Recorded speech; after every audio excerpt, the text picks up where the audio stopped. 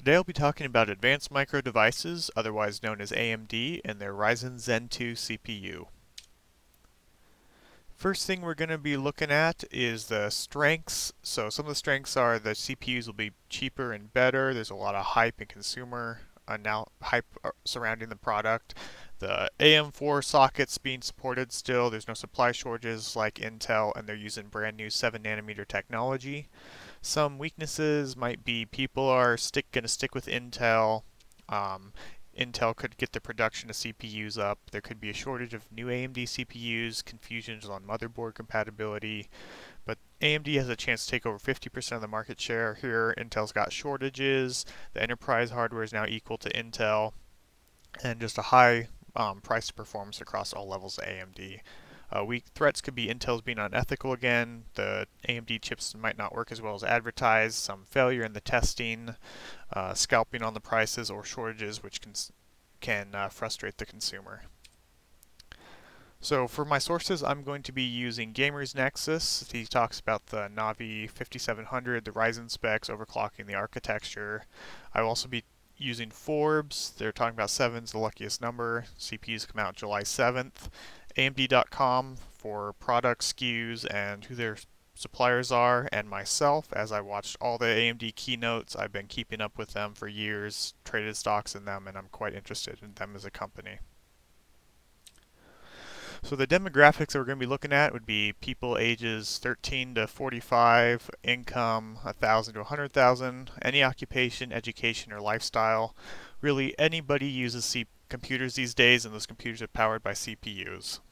The motivation: a consumer can either buy the CPU and build the computer themselves, or buy a computer already with a AMD chip inside of it. Consumers can also buy this product for work, school, or gaming. Even laptops will have Ryzen 2 in them. For years, people just bought Intel because they were better. Intel had great marketing like Intel Inside and other commercials. Now AMD is back and people are starting to switch back to AMD. Some might be brand loyal to Intel, but anybody who's looking for cost performance will go with AMD. Consumers can see two different companies, Intel and AMD. They might look at the price to performance and see that AMD is ahead. That's a good sign. If they are already on the AM4 platform, the chipset that Ryzen uses, AMD uses, the Ryzen 2 chips will be an easy upgrade. If someone's already on Intel, they might also need to upgrade their RAM and motherboard and other stuff. That person may just keep Intel because they don't want to try to hassle with selling all their old stuff. We could segment the market by target audience. There could be the professional, personal, and game users.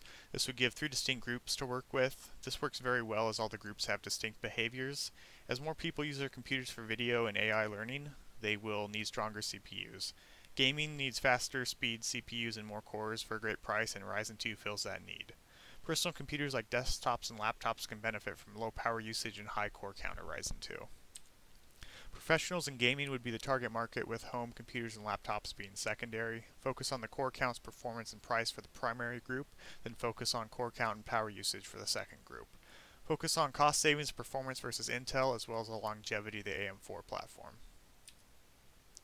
Ryzen 2 will range from 6 cores, 12 threads on the 3600 up to 12 cores, 24 threads on the 3900X. The 3600 would be great for anybody looking for a great value. It's going to be coming in at $200, where the 3900X is going to be your high end at $500 a piece. With the performance right now, if somebody wants an older chip, they can buy one, but it won't have quite the same performance, but it will be a great value, and let them upgrade down the line.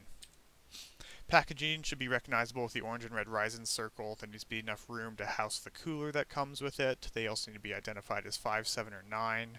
There needs to have disclaimers of what the platform is, the system memory type, the clock speeds, the TDP, and core counts. The warranty on these chips are going to be 3 years, just like Intel, pretty standard as far as warranties on CPUs. It would be family branding, as AMD also makes GPUs and other computer parts besides Ryzen. They're all going to be under that AMD name. 3000 series will follow the pricing in the previous 2 generations, with the 3600 at $200 and so forth, up $250, $330, $400, and up at the 3900X at $500. A lot of people bought the older CPUs with the same price, so I don't see why there should be any use not to buy them here. Retailers could use cash discounts if they paid early, and AMD can also use quality discounts where large retailers buy in bulk. The channels are going to be TSMC makes the chips, and then they're put together in-house at AMD using the different wafers for the different chips needed. All the packaging will be there as well. They could sell to retailers like Amazon, Newegg, or AMD does not sell directly to consumers. They can sell chips to OEMs like Dell and Lenovo to put in their computers. Global retailership needs would be air, land, and sea. It's going to be going all over the world. We could use promotions about digital social media marketing, advertising, and sales promotions to get the attention of everybody. We could start with digital and social media marketing along with advertising during introduction and growth stage, add in sales promotions during maturity and decline to sell more CPUs, ads in-house at like Best Buy and computer electronics stores, posters, that kind of stuff. To build a promotional element, send out samples on tech YouTubers and things like that to show the price to performance, ads on social media, ads on Twitch streams, streamers, YouTube, sales promotions to later in the maturity life of the product to get more product moving. PR needs to keep up the publicity and buzz and be on standby if there's a crisis to go down. Most of the ads will be in-house at first and then sent out to somebody just that specializes in it.